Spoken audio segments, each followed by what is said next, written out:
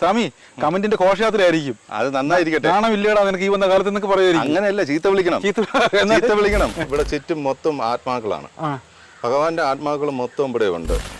അപ്പൊ ഇതിനകത്തുണ്ട് സംഭവം ഉണ്ട്. ഒരു കരിനാഗം ഉണ്ട്, ഒരു സ്വർണ്ണനാഗം ഇവിടെ വന്ന് നിന്നത്. അത് പോയി ഇതിനകത്താണ് കയറിപ്പോയത്. സ്വർണ്ണനാഗം വന്നിട്ടുണ്ട്.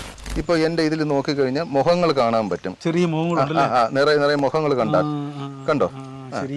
ഇത് കണ്ടോ?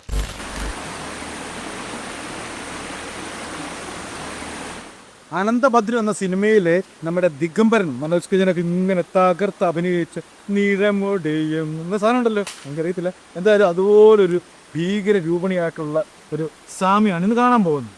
ഇദ്ദേഹത്തിൻ്റെ പ്രത്യേകത എന്താണെന്ന് വെച്ചാൽ ഇദ്ദേഹം ഒരു അഹോരിയാണ്. എന്ന് പറഞ്ഞാൽ അഹോരികൾ എവിടെ താമസിക്കുന്നത് എവിടെയാണ്?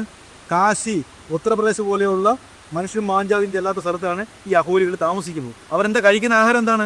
മനുഷ്യ മാംസം. അതുപോലെ നമ്മൾ എന്താണ് അയ്യേന്ന് പറയുന്ന ആ സാധനമൊക്കെയാണ് ഇവർ കഴിക്കുന്നത്. കിടക്കുന്നത് എവിടെയാണ്? ശവങ്ങളുടെ ഒപ്പമാണ് കിടക്കുന്നത്, അല്ലെങ്കിൽ ഊരും പേരും ഒന്നുമില്ല സ്ഥലത്തേക്കാണ് ഇവർ കിടക്കുന്നത്. അത് മാത്രവുമല്ല, ഇദ്ദേഹം ഒരു കൂട്ടുകാരാ, മനുഷ്യന്മാരൊന്നുമല്ല. ഇദ്ദേഹത്തിൻ്റെ കൂട്ടുകാരാണ് പാമ്പുകളും ആത്മാക്കളും. ആത്മാക്കളെന്ന് പറഞ്ഞാൽ ജിന്നുകളുണ്ട്, കുട്ടിച്ചാത്തനുണ്ട്, ഭൂതമുണ്ട്, പ്രേതമുണ്ട്, രക്തകൃഷസുണ്ട് എന്ന് വേണ്ട സർവ്വ ദൈവങ്ങളും ഇദ്ദേഹത്തോടൊപ്പമാണ് താമസിക്കുന്നത്. എന്തായാലും ആ വിചിത്രമായ കാഴ്ചയുടെ കാലം ഉടക്കി. എന്തായാലും ആ വിചിത്രമായ കാഴ്ചയിലേക്കാണ് പ്രേക്ഷകരെ കൊണ്ടുപോകുന്നത്. ഇതുമാത്രം സാഹസപ്പെട്ടെന്ന് ഇതൊക്കെ എടുക്കുന്നത്, ഇതൊക്കെ നിങ്ങൾക്ക് വേണ്ടിയാണ് അവതരിപ്പിക്കുന്നത്. എന്തായാലും ആ കാഴ്ചയിലേക്ക് പോകാം. ഒരു ഗംഭീര എപ്പിസോഡായിരിക്കും. ഞാൻ അങ്ങോട്ട് പോവുകയാണ്. ഓക്കെ. അങ്ങനെ ശരിക്കും പറയും ഇഴജന്തുക്കളൊക്കെ ഉള്ള ഒരുപാട് വിഷജന്തുക്കളൊക്കെ ഉള്ള ആ സ്ഥലത്തേക്ക് ഞാൻ എത്തിക്കഴിഞ്ഞ് ഇവിടെയാണ് ശരിക്കും പറയാൻ അത്ഭുത കാഴ്ച നമ്മളെ കാത്തിരിക്കുന്നുണ്ട്. വീണാലേ പൊന്നടാ, അവിടെ നല്ലൊരു കുഴി കേട്ടോ. ഭാഗ്യം കൊണ്ട് രക്ഷപ്പെട്ട്. എന്തായാലും ഇത്രയൊക്കെ സാഹസം ചെയ്ത് വന്നത് എന്തിനാണെന്ന് അറിയാമല്ലോ? ഒരു അപൂർവ കാഴ്ചയ്ക്കാണ് നമ്മൾ സാക്ഷ്യം വഹിക്കാൻ പോകുന്നത്. ഇതാണ് അഹോരികൾ എന്ന് പറയുന്നത്. നമ്മൾ ഹിമാലയത്തിലും കാശിയിലും ഒക്കെ കാണുന്ന അഹോരികൾ നമ്മുടെ കേരളത്തിലും എത്തി. ആലോചിച്ച് നോക്കുക. നമ്മൾ ഞെട്ടിക്കുന്ന കാഴ്ച. അദ്ദേഹം നല്ലതായിട്ട് മലയാളം പറയും. നമുക്ക് മനസ്സിലാവുന്ന രീതിയിൽ നമ്മുടെ ചോദ്യങ്ങൾക്കെല്ലാം അദ്ദേഹം ഉത്തരം പറയാൻ പോവുകയാണ്. എങ്ങനെയാണ് അഹോരികളുടെ ജീവിത രീതി, അഹോരികളെ പോലെ ഇവർ മനുഷ്യമാംസം കഴിക്കുന്നതൊക്കെ നമ്മൾ കേട്ടേക്കുന്നത് അല്ലേ? അങ്ങനെ ഒരുപാട് കാഴ്ചകളുണ്ട്. സ്വാമിജി ഞാൻ ഉറക്കത്തിൽ നിന്ന് അദ്ദേഹം ധ്യാനത്തിലാണ്. ഏതോ രാജ്യത്തിലേക്കോ അല്ലെങ്കിൽ ഏതോ ലോകത്തിലേക്കോ അദ്ദേഹത്തിൻ്റെ ചിന്തകൾ പോയിരിക്കുകയാണ്. ഞാൻ എന്തായാലും അദ്ദേഹത്തെ ഇന്ന് ഉണർത്താൻ പോവുകയാണ്. സ്വാമിജി ഒരാൾ വന്നത് അറിയുന്നുണ്ടല്ലോ? ഇല്ല. എവിടെയായിരുന്നു? ഇപ്പോൾ എവിടെയായിരുന്നു മനസ്സ്? ഇപ്പോൾ എവിടെയായിരുന്നു മനസ്സ്? ഞാൻ ഇന്ന് കുത്തട്ടെ. എന്തായാലും സത്യസന്ധമായിട്ട് പറഞ്ഞു കഴിഞ്ഞാൽ ഭഗവാനിലായിരുന്നു, അഹോരമൂർത്തിയിലായിരുന്നു. ഏതോ ലോകത്തിലേക്ക് പോയേക്കുമായിരുന്നു അല്ലേ? തീർച്ചയായിട്ടും. ഇവിടെ നടക്കി ഭൂമി നടക്കുന്ന കാര്യമല്ല അറിയുന്നുണ്ടോ? ചിലപ്പോഴൊന്നും അറിയാറില്ല. അപ്പോൾ അവിടെ ഇപ്പോൾ എന്തായിരിക്കും കണ്ട കാഴ്ച? എന്തായിരിക്കും മനസ്സിൽ? ഭഗവാൻ വലിയൊരു എന്താ പറയണ, ഭൂമിയിൽ നിന്നും കൈലാസം വരെ ചവിട്ടി നിൽക്കണമെന്നല്ലേ പറയുന്നത്. ആ കാഴ്ചയാണ് ഇപ്പോൾ ഞാൻ കണ്ടുകൊണ്ട് ഇവിടെ ഇരിക്കുന്നത്. സത്യമായിട്ടും. അപ്പൊ എങ്കിലും ഈ ഭൂമിയിൽ നടക്കുന്ന കാഴ്ചകളൊക്കെ കാണുന്നുണ്ടോ? ഭൂമി നടക്കുന്ന ഓരോ കാര്യങ്ങളൊക്കെ അറിയുന്നുണ്ടോ? അതറിയാൻ പറ്റില്ല. പറയില്ല. അപ്പൊ ഭഗവാനോടൊപ്പം ഇന്ന് കളിച്ച് രസിക്കുന്ന സമയത്താണ് ഞാൻ ശല്യപ്പെടുത്താൻ വന്നേക്കുന്നത്. തീർച്ചയായിട്ടും അല്ലേ? അങ്ങയുടെ എന്താ പറയുക, ധ്യാനത്തിൽ ഞാൻ വിഘ്നം വരുത്തി. അതെ. പണ്ടുള്ള സന്യാസിമാരൊക്കെ ആണെങ്കിൽ ദുർവാസാവ് പോലെയുള്ള സന്യാസികളെ ശപിക്കും. അങ്ങനെ ശപിക്കാനുള്ള കഴിവൊക്കെ ഉണ്ടോ? അങ്ങനെയൊന്നും നമുക്കിപ്പോൾ അങ്ങനെ ശപിച്ചിട്ട് കാര്യമുണ്ടോ? മനസ്സുകൊണ്ട് ഏതൊരു മനുഷ്യനും ശപിച്ചു കഴിഞ്ഞാൽ അത് ഏക്കുമെന്നാണ്.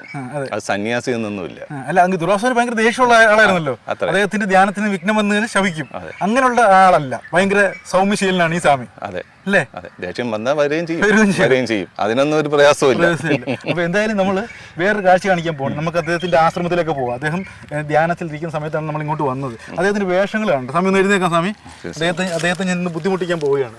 അതായത് നമ്മുടെ പ്രേക്ഷകർക്ക് ശരിക്കും പറഞ്ഞാലേ ഈ അഹോരികൾ എന്താണെന്ന് ഒരുപക്ഷെ പ്രേക്ഷകർക്ക് അറിയത്തില്ല, പലരും കണ്ടിട്ടില്ല. ശരി, ഈ മൊബൈലൊക്കെ അടിച്ചു നോക്കുമ്പോൾ അറിയേ ഉള്ളൂ. ഇതാണ് അഹോരികളുടെ ജീവിതം. ഇതിന് ഡ്രസ് സ്റ്റൈൽ തന്നെ ഉണ്ടോ? ഒരുപക്ഷെ നമ്മുടെ ആൾക്കാർക്ക് അയ്യേ എന്ന് തോന്നിക്കുന്ന ചില ഡ്രസ് സ്റ്റൈലാണ് അല്ലേ? അങ്ങനെ ചിന്തിക്കുന്നവരുണ്ട് അയ്യെന്നൊക്കെ പറയുന്നു. തീർച്ചയായിട്ടും ഉണ്ട്. ഒരുപാട് നെഗറ്റീവ് കമന്റുകളൊക്കെ വരാറുണ്ട്. പക്ഷെ ഞാൻ ഒരു പ്രാവശ്യം മാത്രമേ നോക്കിയിട്ടുള്ളൂ. കാരണം അത് വേറൊന്നും കൊണ്ടല്ല, അവർ പറഞ്ഞുകൊണ്ടല്ല, എനിക്കത് ഇഷ്ടപ്പെട്ടു. എനിക്ക് ആ കമന്റ് ഇഷ്ടമാണ്. നോക്കൂ സ്വാമി, ഇത് കാട്ടിലും മലയിലൊക്കെ നിൽക്കുമ്പോൾ പ്രശ്നമൊന്നുമില്ല, നല്ല മുള്ളൊക്കെ തറച്ച് കയറിയേക്കുന്നത്. അതൊന്നും കുഴപ്പമില്ല. ഈ സാഹചര്യം ഇഷ്ടപ്പെടുന്നത് അല്ലേ? തീർച്ചയായിട്ടും. ഇതാകുമ്പോ ശാന്തതയുണ്ട്, ശല്യപ്പെടുത്താൻ ആരുമില്ല. എന്നാൽ ഈ ഡ്രസ്സൊക്കെ ഇട്ടേ ഈ വന്ന കാലത്ത്, ഇത് 21ാം നൂറ്റാണ്ടാണ്, ഇങ്ങനെയൊക്കെ നിൽക്കുമ്പോൾ ആൾക്കാർക്ക് ആ ഒരു പരിഹാസമൊക്കെ ഏറ്റുവാങ്ങാനുള്ള കപ്പാസിറ്റി ഉണ്ടോ? പരിഹാസമായിട്ട് എനിക്ക് തോന്നിയിട്ടില്ല. അവര് പരിഹസിക്കുമ്പോഴത്തേക്ക് എനിക്ക് ചിരിയാണ് വരുന്നത്. ഞാൻ കൂടെ ചിരിക്കാറുണ്ട്. അപ്പൊ ഞാൻ മനസ്സുകൊണ്ട് ചോദിക്കാറുണ്ട്, അവരെന്തിനാണ് പരിഹസിച്ചിരിക്കുന്നത്, എന്ത് കാര്യത്തിനാണ്? അപ്പൊ ഒരു കാര്യം അതിന് ഉത്തരം ഒന്നേ ഉള്ളൂ. ഇപ്പൊ ഒന്നുമില്ലാതെ എന്നെ കണക്ക് നിൽക്കുക. എന്റെ ശരീരവും നിങ്ങളുടെ ശരീരവും കൂടെ ചിലപ്പോൾ ഇത്തിരി തടി കൂടുതലായിരിക്കാം, അത്ര വ്യത്യാസമുള്ളൂ.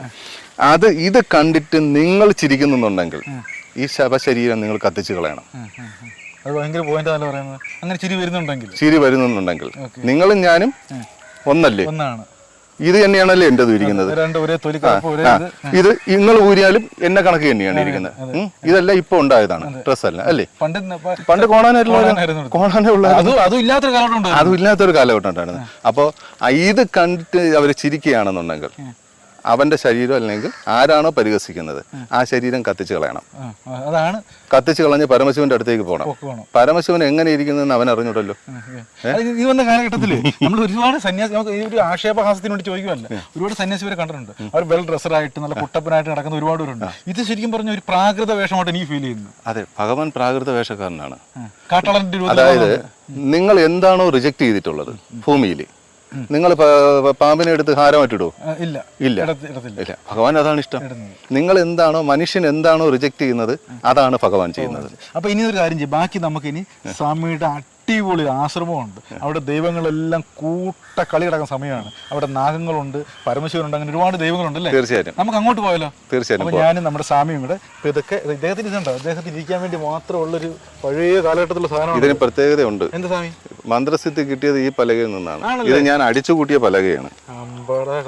ഞാൻ സ്വന്തമായിട്ട് അടിച്ചു കൂട്ടിയത്, സ്വന്തമായിട്ട് ഉണ്ടാക്കിയ ശിവലിംഗം പോലെ അവിടെ ഇരിപ്പുണ്ട്. നമുക്ക് എന്തായാലും ആ കാഴ്ചകളിലേക്ക് ഞാൻ സ്വാമിയുടെ ഇതൊക്കെ വെച്ചിട്ട് ആ സ്ഥലത്തേക്ക് പോവുകയാണ്. ഇദ്ദേഹത്തെയും കൊണ്ട് ഞാൻ ഇങ്ങനെ പോവുകയാണ്. ഒരുപക്ഷെ പ്രേക്ഷകർ ചിരിക്കുമായിരിക്കും, പലരും ചിലരും ചിന്തിക്കുമായിരിക്കും. ഒരുപാട് കമന്റുകൾ കാണാം. സ്വാമി കമന്റിന്റെ ഘോഷയാത്രയായിരിക്കും. അത് നന്നായിരിക്കട്ടെ. കാണാം ഇല്ലേടാ നിനക്ക് ഈ വന്ന കാലത്ത് എന്നൊക്കെ പറയുമായിരിക്കും. അങ്ങനെയല്ല, ചീത്ത വിളിക്കണം.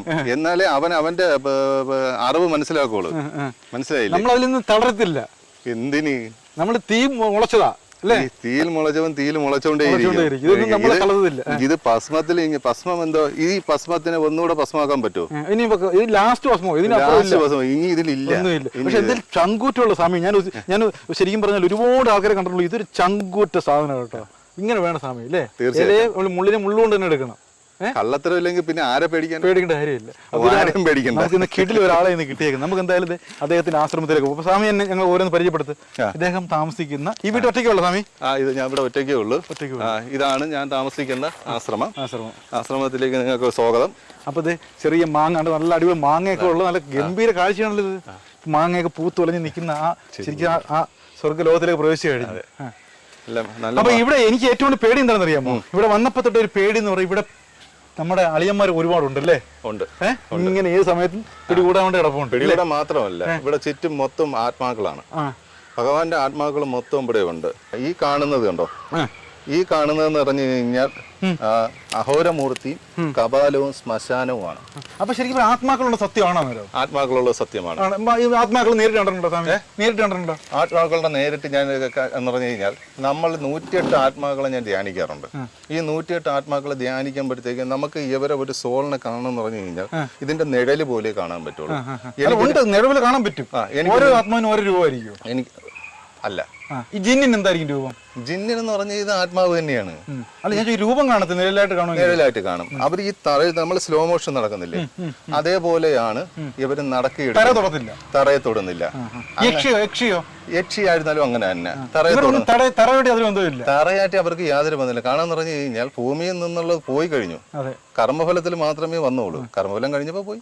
അപ്പൊ എന്തൊക്കെ ഈ സത്യം പറയും, ഈ ബാധ കേട്ടിട്ടുണ്ടെങ്കിലേ എന്തൊക്കെ ആത്മാക്കൾ ഉള്ളത്? ജിന്നുണ്ട്, യക്ഷിയുണ്ട്, പിന്നെന്തുണ്ട്? ചുടലമാടനുണ്ട്, അറവലയുണ്ട്. അറവല എന്ന് പറഞ്ഞു കഴിഞ്ഞാൽ യഥാർത്ഥത്തിൽ എന്ന് പറഞ്ഞു കഴിഞ്ഞാൽ ഒരു പിശാചാണ്.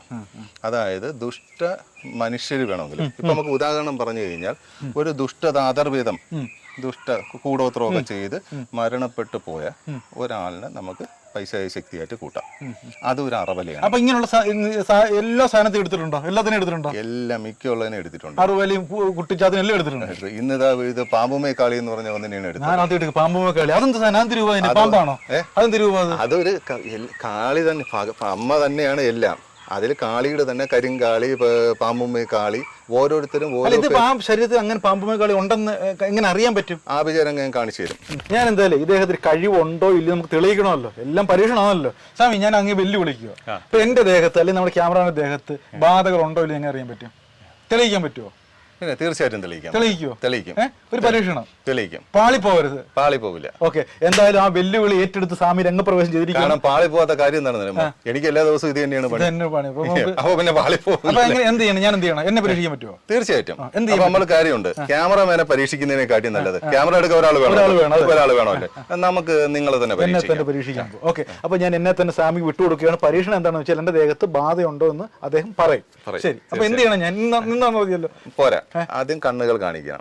കണ്ണുകളുടെ ഉള്ള പോള കാണിക്കുക. അപ്പൊ അത് എന്ത് ബാധ ആഭിചാരം ഉണ്ടോന്ന് അറിയാൻ പറ്റും അല്ലേ? ബാധ ഉണ്ട് എന്ന് നമ്മൾ അറിയാനായിട്ടുള്ള ചെക്കിംഗ് ആണ്. മനസ്സിലായില്ലേ? ഇപ്പൊ ഇതിപ്പോ 2 ചെക്കിംഗ് ആണ്, ഇതിൽ കൂടുതൽ ചെക്കിംഗ് ഉണ്ട്. ഇതാണ് നമുക്ക് പ്രൈമറി ആയിട്ടുള്ള ചെക്കിംഗ്. പ്രൈമറി ആയിട്ടുള്ള ചെക്കിംഗ്. ജസ്റ്റ് ഒന്ന് നോക്കുക. ഓക്കെ, അപ്പൊ ഞാൻ എന്റെ ഈ കണ്ണുകൾ സ്വാമിക്ക് ദാനം ചെയ്യാൻ പോവുകയാണ്. എന്ത് സംഭവം? 2 നല്ലോണം പിടിക്കും. നല്ല പോലെ പിടിച്ചു. ശരി, ഓക്കെ. ഇനി ഷർട്ട് ഒന്ന് ഊരിയ. ഷർട്ട് ഊരാൻ പോവുകയാണ്. മാല, കഴുത്തിൽ കിടക്കുന്ന മാല ചേർത്ത് വെക്കണം കേട്ടോ അങ്ങോട്ട്. ഓക്കെ, അപ്പൊ ഞാൻ എന്റെ ഷർട്ട് സ്വാമിക്ക് എന്റെ ശരീരം കാണിക്കാൻ വേണ്ടി ഷർട്ട് ഊരി ജിമ്മൊക്കെ അടിച്ച് നിൽക്കുകയാണ്.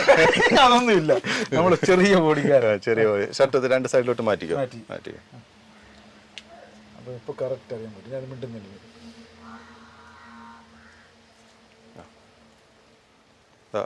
നിങ്ങൾക്ക് നാഗത്തിന്റെ രൂപത്തിലാണ് കാണുന്നത്. ഇത് കറക്റ്റ് നാഗത്തിന്റെ രൂപത്തിലാണ് കാണിച്ചിരിക്കുന്നത്. നാഗത്തിന്റെ ദോഷമോ? നാഗത്തിന്റെ ദോഷമുണ്ട്. എന്റെ ദൈവമേ, അത് വല്ലാത്തൊരു ചതിയായി പോലെ. ഇരിക്കുന്ന ഭഗവാൻ സത്യമായിട്ട് ഞാൻ പറയുന്നു, നാഗത്തിന് ആരോ എനിക്ക് ചെയ്ത് പണിയാണ്. നിങ്ങൾക്ക് പണി ചെന്നതാണ്. ഇനി കുറച്ചുകൂടെ കഴിയുമ്പോൾ നാഗത്തിന് ചെയ്ത് കഴിഞ്ഞ് കഴിഞ്ഞാൽ ചൊറിച്ചിലുണ്ടാവും. അയ്യോ, ചൊറിഞ്ഞ് പൊട്ടി ഇവിടെ വരുന്നവരുണ്ട്. നല്ല ഇത് കഴിയുമ്പോൾ നമ്മൾ ചൊറിഞ്ഞ. ഇത് എപ്പോഴും പുറത്ത് വരുന്ന 5 വർഷം കഴിയുമ്പോഴോ? ഇതിപ്പോഴേ പുറത്താണ്. നിങ്ങൾക്ക് ഓരോരോ തടസ്സങ്ങൾ ഇങ്ങനെ വന്നുകൊണ്ടിരിക്കും. ഇപ്പൊ നാഗദോഷം ഉണ്ടെന്ന് ചുരുക്കം. നാഗദോഷമല്ല, നാഗത്തിനെ കൊണ്ടാണ് ഇത് ചെയ്തിരിക്കുന്നത്. അപ്പൊ എന്തായാലും എന്റെ കാര്യത്തിൽ തീരുമാനമായി. അറിയാമല്ലോ, നിങ്ങളുടെയൊക്കെ ആഗ്രഹം അങ്ങനെ ആയിരുന്നല്ലോ. അപ്പൊ എനിക്ക് ഏതോ ഒരു പണി തന്നിട്ടുണ്ടെന്നാണ് സ്വാമി കണ്ടുപിടിച്ചേക്കുന്നത്. ഇവിടെ നാഗങ്ങളൊക്കെ നേരിട്ട് കണ്ടിട്ടുണ്ടോ? നേരിട്ട് കണ്ടിട്ടുണ്ട്. എവിടെ കണ്ടോ? ഒന്ന് കാണിച്ചു തരാം. അദ്ദേഹം ആദ്യമായിട്ട് ഈ വീട്ടിൽ വന്ന നാഗത്തെ കാണിക്കാൻ പോവുകയാണ്. നാഗത്തിനെ അല്ല, നാഗം വസിക്കുന്ന സ്ഥലമാണ്. കാരണം നമ്മൾ ഇറങ്ങി നിൽക്കുന്ന സമയത്ത് നാഗം ഇതിൽ വരാറില്ല. ഇതാണ്. അയ്യോ, നല്ല പണമുണ്ടല്ലോ ഇത്. ഇതിന്റെ പൊത്ത്. എന്റെ ദൈവം, ഇതേണ്ട അടിപൊളി. ഇത് നിങ്ങൾ അകത്തോട്ട് മറ്റേ ക്യാമറ ഇല്ലേ, ആ നീഡൽ ക്യാമറ ഇറക്കി കഴിഞ്ഞാൽ ഭയങ്കരമായിട്ടുള്ള ഒരു ഹോളാണിത്. അയ്യോ, അപ്പൊ ഇതിനകത്തുണ്ട് സംഭവം ഉണ്ട്. ഒരു കരിനാഗം ഉണ്ട്, ഒരു സ്വർണ്ണനാഗം ഇവിടെ വന്ന് നിന്നത്. അത് പോയി ഇതിനകത്താണ് കയറി പോയത്. സ്വർണ്ണനാഗം വന്നിട്ടുണ്ടോ? സ്വർണ്ണനാഗം വന്നിട്ടുണ്ട്. അതാണ് ഇവിടെ ആദ്യമായിട്ട് കാണിച്ചത്. എനിക്ക് വയ്യ, ഈ വീടിന് ചുറ്റും നാഗങ്ങളാണല്ലോ. അതെ, അപ്പൊ ഇതിനകത്തുണ്ട് സംഭവം. ഇത് എപ്പോഴും പുറത്തിറങ്ങും? ഉണ്ട്. നമ്മൾ വീട്ടിനകത്തോട്ടൊക്കെ നമ്മൾ പൂജയൊക്കെ കഴിഞ്ഞ് വൈകുന്നേരം വീട്ടിനകത്തൊക്കെ ഒരു 7:30 മണിയൊക്കെ ആകുമ്പോഴത്തേക്ക് നമ്മൾ അവിടെ നിന്ന് നോക്കി കഴിഞ്ഞാൽ ഇതിലെ പയ്യ ഇങ്ങനെ ഇറങ്ങിപ്പോകും. എന്നിട്ട് സ്വാമി ഒന്നും ചെയ്യത്തില്ല. എന്തിനാ ചെയ്യുന്നത്? അല്ല, ഉപദ്രവിക്കുക അങ്ങനെ ഒന്നുമില്ല. അങ്ങ് പോയും തിരിച്ചു വരും, അതേപോലെ തിരിച്ചു വരും. അതിന് ഉദാഹരണം എന്ന് പറഞ്ഞു കഴിഞ്ഞാൽ ഒരു 2 ആഴ്ചക്ക് മുമ്പ് എൻ്റെ അവിടെ നിന്ന് ഞാൻ നോക്കിയപ്പോൾ കാണാം, ജനലിൽ കർട്ടൻ ഇട്ടിട്ട് ഇതിനകത്തിരുന്ന് നമ്മൾ ഈ പിള്ളേരെ പാട്ടൊക്കെ ഉണ്ടല്ലേ, പാട്ടൊക്കെ ഇങ്ങനെ കേട്ടോണ്ടിരുന്നപ്പോഴത്തേക്ക് ഞാൻ നോക്കിയപ്പോൾ കാണാം ഒന്നിങ്ങനെ ഇരുന്ന് ആടുന്നു. ബെസ്റ്റ്.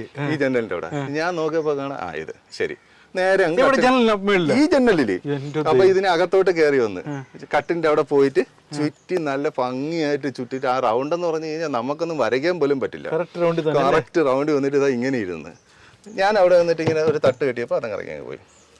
ജനലങ്ങ് തുറന്നിട്ട് കൊടുത്തു, അത് ഇറങ്ങിപ്പോയി. നമ്മളാണ് ഉപദ്രവിക്കുന്നത്. നാഗ ഒരിക്കലും ആരും ഉപദ്രവിക്കുന്നുണ്ട്. ആശാൻ ഇപ്പോഴും കാവലായിട്ട് ഇല്ല, തീർച്ചയായിട്ടും ഉണ്ട്. പിന്നെ അങ്ങ് ഈ പറയുന്നത് ഈ സ്വാമി ഇവിടെ താമസിക്കുന്ന ഒറ്റയ്ക്കാണ് കേട്ടോ. അതാണ് ഏറ്റവും വലിയ രസം.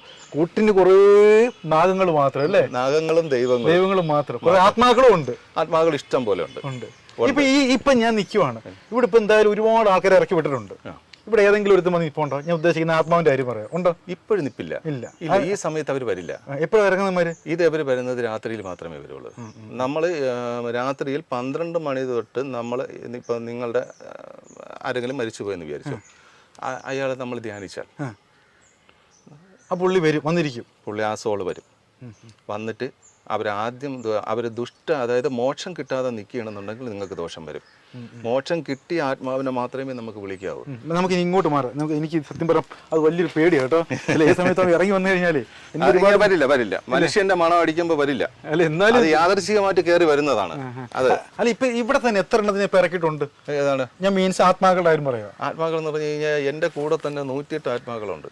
ഇപ്പൊ തന്നെ 108 ആത്മാക്കൾ. അത് ഈ സമയത്ത് ഇപ്പൊ ഇല്ല. എന്നാൽ അതിന്റെ അംശങ്ങൾ മുഴുവൻ എൻ്റെ ദേഹത്തുണ്ട്. ആത്മാക്കൾ ഉദ്ദേശിക്കുന്നത് ഇപ്പോ ഭസ്മം കാണിച്ചു തന്നില്ലെങ്കിൽ ഇപ്പൊ എന്റെ ഇതിൽ നോക്കിക്കഴിഞ്ഞാൽ മുഖങ്ങൾ കാണാൻ പറ്റും. ചെറിയ മുഖങ്ങളുണ്ട്, നിറയെ മുഖങ്ങൾ കണ്ടാൽ കണ്ടോ? ഇത് കണ്ടോ? ഓക്കെ, ഇത് ഇപ്പൊ 108 ശരീരത്തിനോടൊപ്പം തന്നെയുണ്ട്. ഒപ്പം തന്നെ ഉണ്ട്. എല്ലാം മോക്ഷം കിട്ടിയ ആത്മാക്കൾ, നാരായണന്റെ അഘോരമൂർത്തിയുടെ ആത്മാക്കൾ. അപ്പൊ അങ്ങേ വിട്ടത് പോകുന്നില്ല, മറ്റുള്ളവർ ഇറക്കി വിടുമ്പോ നേരെ ശരീരത്തിലേക്ക് കയറുക. എനിക്ക് പോകുന്നത് ഇഷ്ടമല്ല, കാരണം എനിക്ക് മനുഷ്യരെക്കാളിട്ട് ഇഷ്ടം അവരാണ്. ഈ സ്വസ്ഥമായിട്ട് ഇത് ഇത്ര ആത്മാക്കൂടെ ഒപ്പം ഉറങ്ങാൻ പറ്റുമോ? ഒരു ശല്യപ്പെടുന്നില്ലേ? രാത്രി തോണ്ടുക, ജനല തൊട്ടുക, അങ്ങനെയൊക്കെ ഇല്ലേ? അതെല്ലാം നമുക്ക് സാധാ ഇതിലുള്ളവരല്ലേ. ഞാൻ ചോദിക്കുന്നത് ദൈവാധീനം ഉണ്ടെങ്കിൽ ആരെയും ഒന്നും ചെയ്യില്ല. എനിക്ക് ചോദ്യം, ഇനി അങ്ങയുടെ ജന്മ ഉദ്ദേശം എന്ത്? കാരണം എന്ന് വെച്ചാൽ ഈ ഒരുപാട് ഉദ്ദേശം കാണുമല്ലോ, ഒരു നിയോഗം കാണുമല്ലോ. എന്തിനു വേണ്ടി അങ്ങ് ഭൂമിയിലേക്ക് അവതരിച്ചത്? ചുരുക്കി പറ. എനിക്ക് മോക്ഷമാണ് വേണ്ടത്. മോക്ഷം എന്ന് പറഞ്ഞു കഴിഞ്ഞാൽ ഇനി ഒരു മരണജനനം ഉണ്ടാവരുത്, ജനിക്കുക മരിക്കരുത്, അത് ഉണ്ടാവരുത്. അതാണ് മോക്ഷം എന്ന് പറയുന്നത്. ആ മോക്ഷം കിട്ടുക. കാരണം ഭൂമിയിൽ 2-3 ജന്മം നമ്മൾ എടുക്കാറുണ്ട്. അതിനു മുമ്പ് അട്ടയും പുഴുവും ഈ കാണുന്ന മരണം ഉണ്ടാവത്തില്ലെന്നാണ് പറയുന്നത്. മോക്ഷത്തിന് മരണം. ഞാൻ ചോദിക്കുന്നത് അതാണ് അങ്ങയുടെ ഉദ്ദേശം? അതാണ് തീർച്ചയായിട്ടും. ഇനി ഒരു ജനനം ഉണ്ടാവരുത്, മരണം ഉണ്ടാവരുത്. എനിക്ക് മനസ്സിലായില്ല. ജനനം മരണം ഉണ്ടായിക്കൊണ്ടിരിക്കും. ഇപ്പൊ നമ്മൾ എന്റെ ഇതിന് ഇപ്പൊ ഞാൻ ജനിച്ചു, ഇനി ഞാൻ മരിച്ചുപോയി, ഇനി ഒരിക്കലും ജനനം ഉണ്ടാവരുത്. അങ്ങ് എനിക്ക് വീണ്ടും ജനിക്കരുതെന്ന്. ഇനി ജനിക്കരുത്. ഞാൻ മരിച്ചാലും വീണ്ടും ജനിക്കരുത്. അതിപ്പോ അങ്ങ് എന്ത് ചെയ്യാൻ പറ്റും? അതിനു വേണ്ടിയാണ് നമ്മൾ, അതാണ് ജന്മ ഉദ്ദേശം. എന്തെങ്കിലും മുൻകൂട്ടി അറിയാൻ പറ്റുമോ കാര്യങ്ങളൊക്കെ സംഭവിക്കുമ്പോൾ? അറിയുന്നുണ്ട് ഞാൻ. ചില കാര്യങ്ങൾ നമുക്ക് അറിയാൻ പറ്റുന്നുണ്ട്. നിങ്ങൾക്ക് ചില കാര്യങ്ങൾ ഇപ്പൊ എൻ്റെ അടുത്ത് നോക്കാൻ വരുമ്പോഴത്തേക്ക് ഞാൻ ഈ പറഞ്ഞ കണക്ക് ചില കാര്യങ്ങൾ എനിക്ക് ഇപ്പൊ ഈ ആഭിചാര ശക്തി ഉണ്ട് എന്ന് തീർച്ചയായിട്ടും പല സ്ഥലങ്ങളിൽ ഇപ്പൊ എങ്ങും കാണത്തില്ല. ഞാനത് കാണിച്ചു കൊടുക്കാറുണ്ട്. അപ്പൊ മകേശ്വര സ്വാമി, ഞാൻ വിട ചൊല്ലുകയാണ്. ഇപ്പൊ എന്തായാലും അദ്ദേഹത്തിന്റെ ഒരുപാട് കാര്യങ്ങൾ കേട്ടു. വിചിത്രമായ കാര്യങ്ങളാണ്. ഡ്രസ് സ്റ്റൈൽ മുതൽ, സംസാരം മുതൽ, പ്രവൃത്തി മുതൽ, അടിത്തട വരെ അറിയുന്ന ഗംഭീര സ്വാമി അല്ലേ? അതുപോലെ തന്നെ എനിക്ക് നിങ്ങളെയും ഭയങ്കരമായിട്ട് ഇഷ്ടപ്പെട്ടു. സത്യം ഈ ഭഗവാൻ സത്യമായിട്ടും നിങ്ങളെ എനിക്ക് ഇഷ്ടപ്പെട്ടു. കാരണം ഇപ്പൊ മറ്റുള്ളവരല്ല, നിങ്ങളും എന്താ പറയണത്, കള്ളമില്ലാതെ സംസാരിക്കുന്നു, കളങ്കമില്ലാതെ എല്ലാം ഓപ്പൺ ആയിട്ട് സംസാരിക്കുന്നത്. എനിക്കും അതുപോലെയാണ് ഇഷ്ടം. അതുകൊണ്ട് പൂർണ്ണമായ സത്യസന്ധത എനിക്ക് എപ്പോഴും ഇഷ്ടമാണ്. നന്നായി വരട്ടെ സ്വാമി, നന്നായിട്ട് വരട്ടെ. ഒരുപാട് ആൾക്കാർ അങ്ങ് തിരക്കി വരട്ടെ. ഈ ചാനല് വലിയൊരു നിലയിൽ എത്തട്ടെ. സ്വാമി എന്തായാലും ഓം നമഃശിവായ, ഓം അഘോരമൂർത്തി നമ.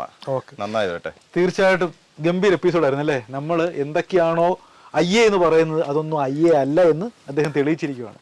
തീർച്ചയായിട്ടും അഘോരസ്വാമി ഇവിടെ തന്നെയുണ്ട്. എന്തായാലും നിങ്ങൾക്ക് ഞാൻ എന്നും പറയുന്നൊരു കാര്യമാണ്, വേണമെങ്കിൽ വിശ്വസിക്കാം, വേണ്ടാത്തവർക്ക് വിശ്വസിക്കാതെ ഇരിക്കും. അതൊക്കെ നിങ്ങൾക്ക് വിടുകയാണ് അല്ലേ സ്വാമി? തീർച്ചയായിട്ടും ഓരോരുത്തരുടെ അവകാശമാണ്. ഓരോരുത്തരുടെ അവകാശമാണ്. നിങ്ങൾ ചിലപ്പോൾ പരിഹസിക്കുന്നവരുണ്ടാവും, അല്ലെങ്കിൽ വിശ്വസിക്കുന്നവരുണ്ടാവും. അതൊക്കെ നിങ്ങളുടെ മനോധർമ്മമാണ്. എന്താ അത് തന്നെ, വോട്ട് നമുക്ക് അവകാശം എന്ന് പറഞ്ഞ നിങ്ങൾക്ക് വേണമെങ്കിൽ കുത്താ, വേണ്ടാത്തവർക്ക് കുത്തായിരിക്കും. അത്രേ ഉള്ളൂ. അപ്പൊ ഇത് ഇദ്ദേഹത്തിന്റെ വിശ്വാസമാണ്. എന്തായാലും ഈ വിശ്വാസം പ്രേക്ഷകരിലേക്ക് എത്തിച്ചു. നിങ്ങൾക്ക് ശരിയായിട്ടുള്ളത് തിരഞ്ഞെടുക്കാം. ഈ എപ്പിസോഡ് എല്ലാ പ്രേക്ഷകർക്കും ഇഷ്ടമായെന്ന് വിചാരിക്കുന്നു. ഇനി മറ്റൊരു കിടുകിടുക്കൻ എപ്പിസോഡുമായിട്ട് വീണ്ടും ഞാനെത്തും. അതുവരെ എല്ലാ പ്രേക്ഷകർക്കും